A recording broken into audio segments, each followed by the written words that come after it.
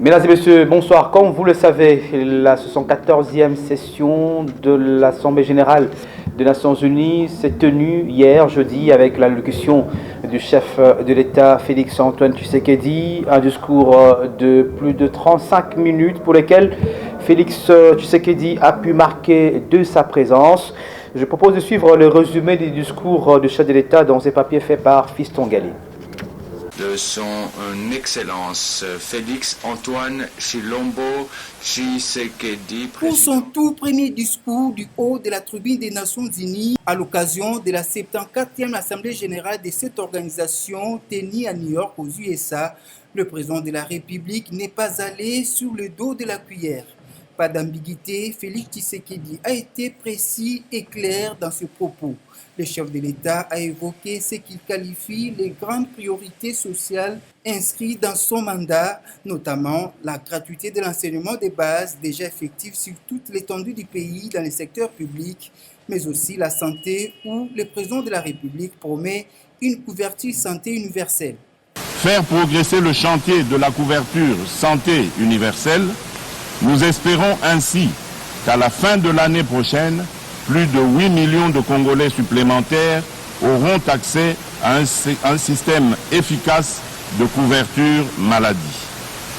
Félix Tshisekedi n'a pas manqué d'exprimer sa reconnaissance à l'Organisation des Nations Unies pour le soutien maintes fois manifesté à l'endroit de son pays depuis son accession à l'indépendance. C'est en parlant de la paix, sécurité et stabilité qui sont des défis de son mandat. Pour lui, la RDC a encore besoin de la MONUSCO, mais sous quelques conditions.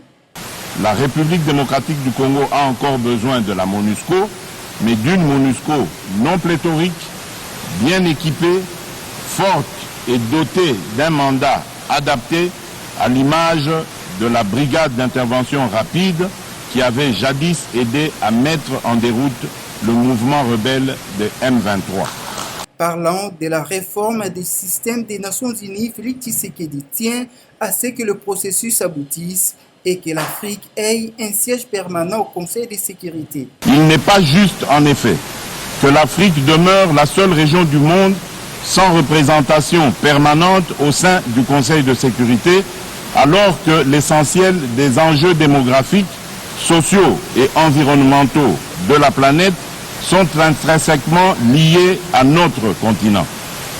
Nous voulons une configuration du Conseil de sécurité juste et équitable, plus représentative des peuples du monde dans leur diversité et comptable de ses actes.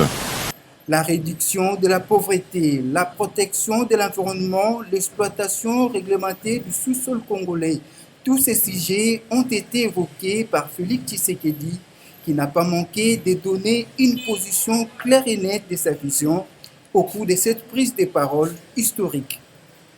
On part toujours de la 114e session de l'Assemblée générale des Nations unies avec l'allocution de Félix Tshisekedi, la réaction de la classe politique congolaise enregistrée ce vendredi. Dorcas Adikoko, acteur politique et allié de l'UDPS, parti au pouvoir, elle estime que le chef de l'État a raison, particulièrement en sollicitant la présence des Africains au Conseil de sécurité des Nations Unies en tant que membre permanent.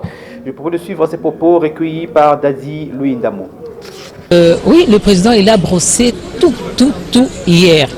Il a parlé de tout ce qui se passe au Congo, de tout ce que nous voulons, même de l'Afrique. Il a commis panafricaniste parce qu'il a demandé à ce que les Africains aussi rentrent dans le Conseil de sécurité. Eux, pas nous. Il faut que les Africains aussi rentrent dans le Conseil de sécurité. Ce qui m'a vraiment fait plaisir du social du Congolais, il a parlé de la santé. Hein.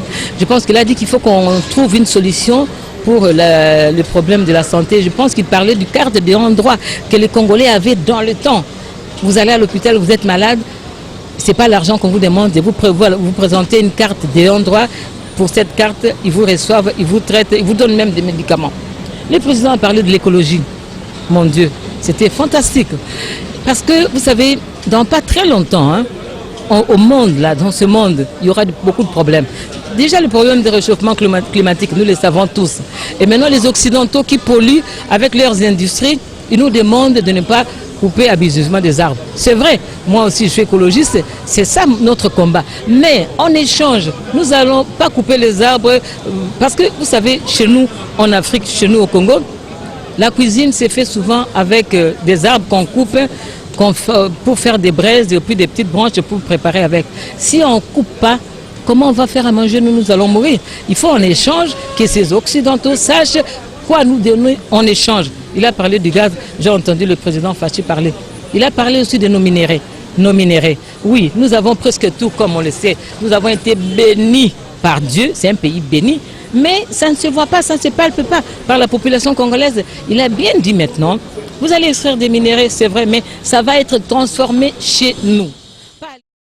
Également, la dynamique pour la vérité des urnes également exprime son indignation à travers une déclaration rendue publique ce vendredi, justement après l'allocution du chef d'État, vous savez, sur la problématique de tribalisme évoquée par lui au haut de cette tribune.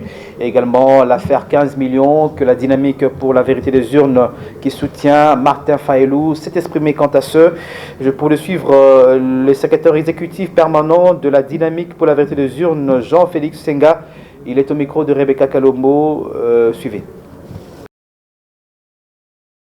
Monsieur Félix Antoine Tshilombo prétend que le président élu Martin Fayulu aurait lancé des appels à la haine tribale, à la suite desquels deux Congolais auraient été tués.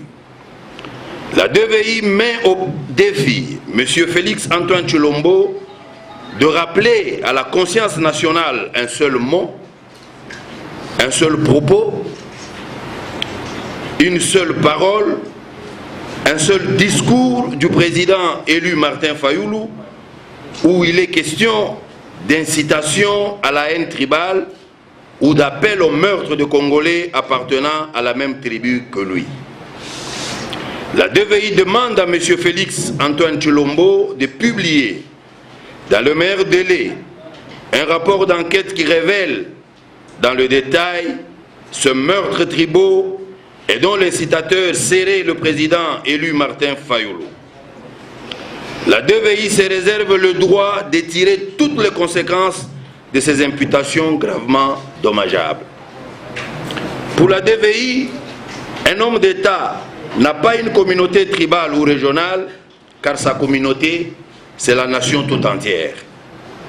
Puisqu'il a reconnu publiquement que son directeur de cabinet a été, dans cette affaire de 15 millions de dollars, auteur de quelques maladresses, et qu'il a prétendu avoir dorénavant mis la dite affaire entre les mains de la justice, la DVI demande à M. Félix Antoine Tshilombo de mettre son directeur de cabinet à la disposition de la justice. Compte tenu de la gravité de l'infraction, la DVI exige la tenue d'un procès public retransmis à la télévision et la radio pour que toute la lumière soit faite autour de ces 15 millions de dollars de côtes sur l'argent dû aux pétroliers. Également la réaction de Maître Zorobabel au sujet de cette demande de Félix Tshisekedi au sujet de la représentation de l'Afrique au sein du Conseil de sécurité des Nations Unies. Lui, il estime particulièrement qu'il faut des réformes en interne. Il s'est exprimé au cours du magazine Raleki Actualité et c'est là au micro de Bonanzinga. Suivez. Réaliste, parce que le Conseil de sécurité des Nations Unies, comme vous le savez, c'est en fait le pilier de l'impérialisme et c'est constitué de grandes puissances qui sont en train d'exploiter le monde. Ce combat, nous l'avions projeté depuis 1994. Nous l'avons dit dans notre déclaration de liberté, la déclaration du mouvement pour la libération des consciences, et le langage qu'ils entendent, c'est la révolution interne. Ce n'est pas la révolution au sommet des institutions internationales. C'est ça le problème.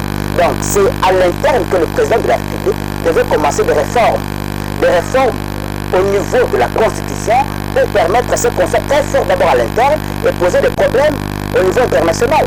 Le Conseil de sécurité des Nations Unies est constitué de ceux-là qui ont décidé sur la balkanisation de l'Afrique, de ceux-là qui ont décidé sur la manière de fonctionnement des institutions internationales. Ils sont tapés de grande part et ils sont réservés restent sur le concept le tiers mondiste.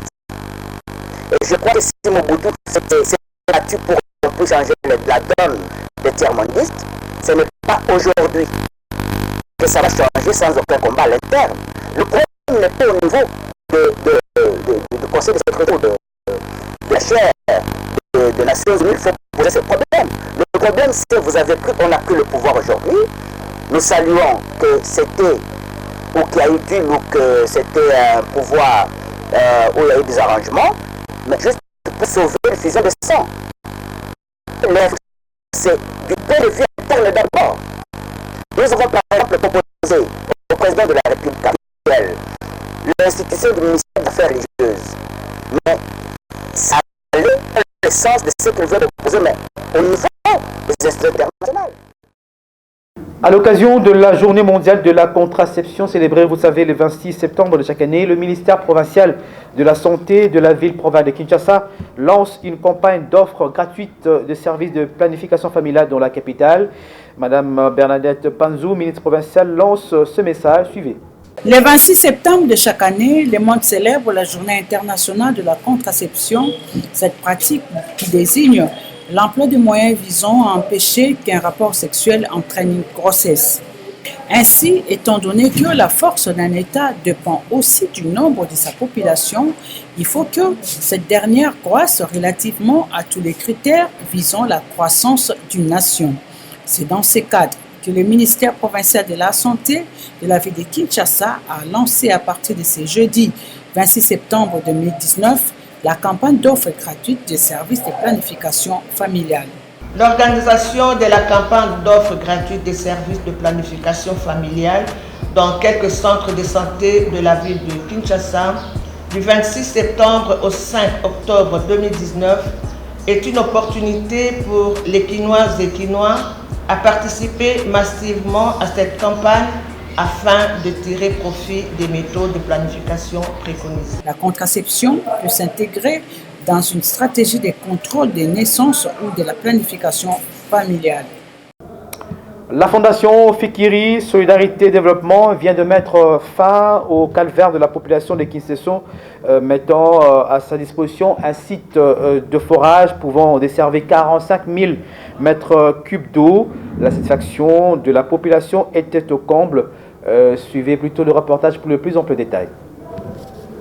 C'est un ouf de soulagement pour la population des quartiers régis des eaux, Ngomba et 17 mai dans la commune de Kinshasa.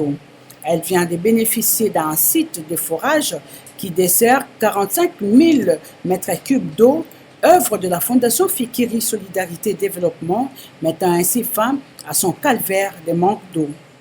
Dans la joie, la population remercie la Fondation et son directeur, Dieudonné Fikiri Adimassi. Il y a maintenant une semaine environ, on avait constaté une coupure. Donc nous qui sommes la population, on avait encore recommencé la difficulté qu'on avait auparavant. En tout cas, on déplorait chaque fois parce que on n'avait pas trouvé là où on pouvait puiser de l'eau, une eau potable, comme c'est la qualité de Fikiri. Ce que je peux seulement dire, que Dieu bénisse ses papas. Premièrement, nous, la communauté de Kinshasa, nous demandons pardon pour la déploration et la désolation qu'il a eu de notre part. Mais nous promettons seulement notre soutien cette fois-ci. Nous allons lui soutenir à 100% pour qu'il aille en avant. Toujours près de la population, les coordonnateurs adjoints de la Fondation Fikiri Solidarité Développement rassurent et donnent le sens de cet attachement à la population. Prime abord, nous partageons la joie de la population de Kinshasa. Et c'est justement cette réaction de la population qui fait également la joie de l'honorable Fikiri Adimassi Dieudonné, qui n'a pas hésité à réagir rapidement lorsqu'il a appris que la population de Kinshasa souffre comme avant. Mais il s'est passé une panne que nous n'avons pas souhaitée, qu'on a trouvé rapidement de solutions, que lui, il s'est empêché de dormir pour justement secourir cette population qui est restée dans son cœur, et qu'il porte dans son cœur comme ses enfants. Et voilà, aujourd'hui, nous sommes très contents de voir cette population réagir spontanément Et avec des cris, Fikiri Oumela, Fikiri, Papa Fikiri, Nzambe Apambolayo.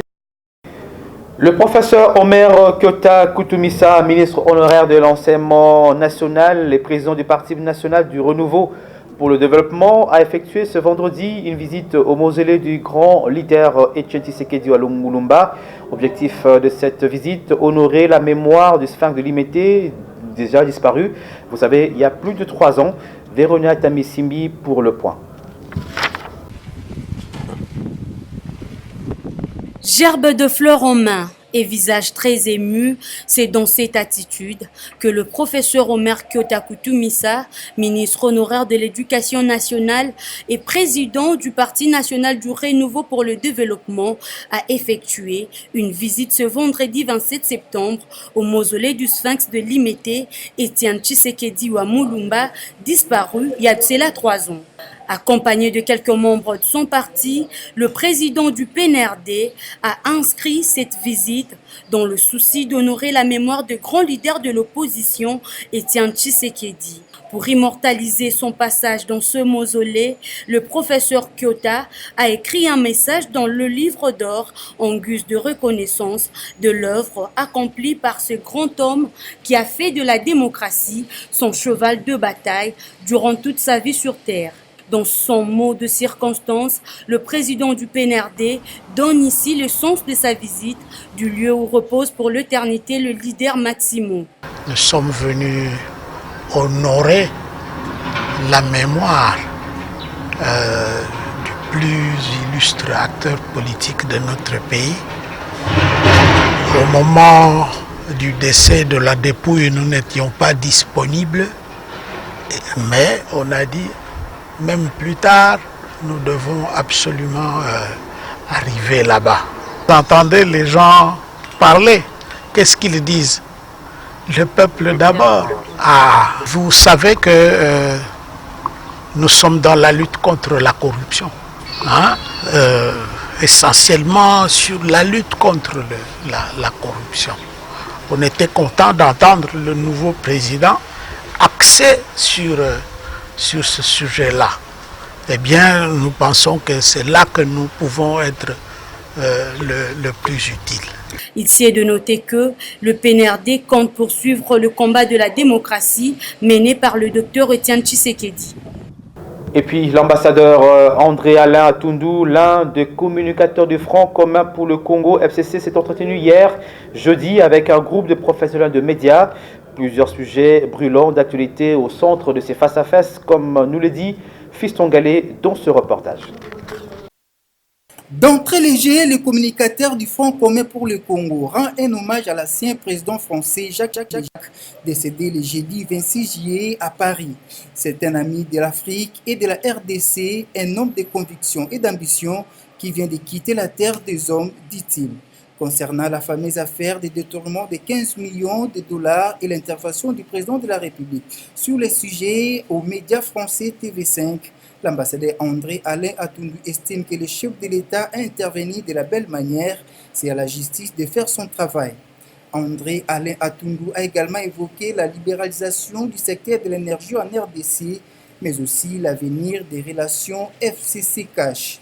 Mais l'élément essentiel, c'est la volonté et la détermination du sénateur Kabila, autorité morale du FCC, et du président Tshisekedi, autorité morale de Cash, de cheminer ensemble. Ils savent que ce n'est pas une route tranquille. Il y aura des achoppements, il y aura des embûches, mais ils sont décidés à dépasser ces achoppements et embûches pour le plus grand intérêt du peuple congolais, pour améliorer le sort de nos populations, booster notre économie, notre souveraineté, et pour qu'enfin le Congo soit considéré en soi comme une valeur positive pour l'Afrique. Espérons que les deux coalitions au pouvoir travailleront pour l'intérêt général de la nation et non pour l'intérêt de leurs coalitions politiques respectives. Le député provincial Mike Mukebai a appelé à comparaître le lundi devant le Conseil d'État pour arguer sur la plainte par lui initiée en annulation de différentes décisions prises par son magistrat instructeur pour violation de ses droits fondamentaux. Dans une requête introduite devant cette juridiction, Mukebai attend obtenir gain de cause, comme nous le dit son avocat, Maître Papi Mbaki. Bon, en fait, je voulais ici préciser, nous sommes en matière administrative. Donc la comparution personnelle n'est pas obligatoire, ni de la personne qui demande, ni de la personne contre laquelle la demande a été formulée. Donc, cela étant, ces avocats seront là par rapport à cette demande-là, quant à la violation de plusieurs de ces droits fondamentaux dans différentes décisions qui ont été prises dans cette affaire. Bon, voilà, c'est comme ça que l'audience, c'est pour les lundis. Donc, nous demandons à ce que le Conseil d'État puisse annuler toutes ces décisions prises en violation de ses droits fondamentaux. Mais effectivement, ce sont des décisions qui sont irrégulières. Voilà pourquoi on ne peut pas les laisser. Ce sont des monstres juridiques. Donc quand vous les laissez comme ça, et ces monstres-là, on s'en servira un jour pour frapper d'autres personnes. Alors que c'est déjà un monstre juridique. Donc il faut l'anéantir déjà à partir de ces moments. Bon, nous croyons à la justice congolaise, encore que nous sommes certains que ces décisions sont irrégulières. Oui, honorable Mukebai va bien. Mais je crois que je voulais aussi ici préciser, parce qu'à ce jour, du point de vue des droits, l'honorable Mukebai a recouvré ses immunités de plein droit. Ça signifie quoi? Les règlements intérieurs de l'Assemblée provinciale de Kinshasa, en son article 118, qui prévoit les recours contre une décision du bureau, veut à ce que le bureau puisse statuer dans les 8 jours francs quant à ces recours. Et c'est ce qui a été fait. Nous avons initié un recours contre cette décision et le bureau n'a pas répondu. Conséquemment, cette décision est de nul effet. C'est comme ça que nous sommes déjà en train d'écrire aux autorités judiciaires pour leur demander de les relaxer, parce que continuer à les détenir, ça serait comme si vous détenez un député avec ses pleines immunités, alors que ces immunités ne sont pas levées. Et pour terminer en santé, les efforts fournis par le secrétariat technique de la riposte contre Ebola avec l'appui du ministère de la Santé portent déjà des fruits. Au total, 6 patients guéris d'Ebola sont sortis du centre de traitement. C'était à travers une grande cérémonie qui s'est déroulée à Mambasa, c'est cela en Ituri. Détail avec Nancy Ileka. 6 patients guéris de la maladie à virus Ebola ont été autorisés de quitter les centres de traitement Ebola où ils étaient internés. Nous sommes là à Mambasa, dans la province de l'Ituri. La cérémonie marquant leur libération de l'hôpital a eu lieu le jeudi 26 septembre 2019. Dr Claude Banga Lonema, directeur du centre de traitement Ebola des Komanda, ne pouvait que s'en réjouir. Je fais un travail bien fait, avec le concours de tout le monde. Et en même temps, je voudrais aussi particulièrement remercier tous les partenaires. Je mentionne l'OMS, je mentionne l'UNICEF. Les fruits que vous voyez là, grâce à vos soutiens, à l'appui que vous apportez. C'est un grand merci que je veux dire au nom de tous les malades. Un geste encourageant pour les autres patients encore retenus aux différents centres de traitement Ebola qui peuvent espérer un jour retrouver une vie normale sans Ebola. Et bien voilà, mesdames et messieurs, c'est la fin de ce journal. Merci à vous tous qui l'avez suivi. Grand merci à toute l'équipe qui m'a aidé à vous le présenter. Au revoir et à très bientôt.